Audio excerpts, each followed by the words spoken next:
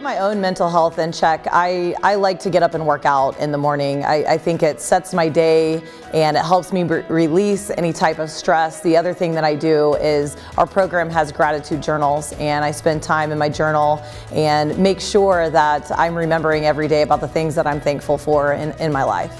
I spend time with my family, and I like to work out. That's my me time. That's where I get to clear my head. But I think the biggest thing is having a good balance in your life and spending time with the ones that you love. Personally, I make sure every day I do something that I need to do for myself. And that could just be working out. Like, I feel like if I start my day with a workout or finish my day with a workout, or as long as I get it in throughout the course of the day, I feel better. And then I'm better for my staff, I'm better for my family. I think it's important that you have folks that you can talk to just about any everyday problems or stresses that you have.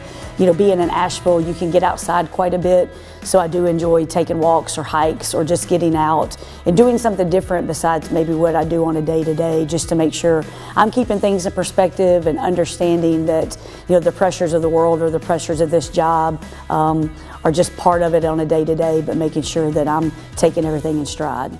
I think with mental health being such a dominant thing in sports, and especially just representing women, one of the things that we have to make sure that we do is allow ourselves time and space to emote. And so for me personally, spending time with my devotionals, falling back on my faith, spending time on God's Word.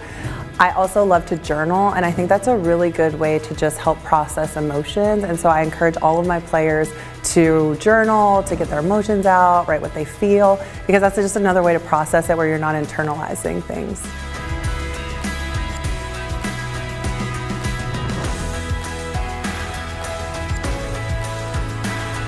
I think just leaning on the people that we have been able to lean on in the past and hoping that they have our back, and then having each other's back, like being able to speak up when things are going bad or when we see somebody down, just trying to find a way to pick them up.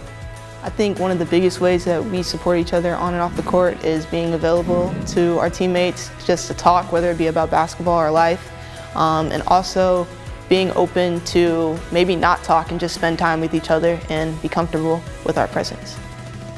My teammates and I, to support each other, we really hone in on our chemistry off the court. So there will be times where we either go to a movies or go to one of my teammates' apartments and just hang out, just to make sure we're all okay with each other, both mentally, physically, and emotionally.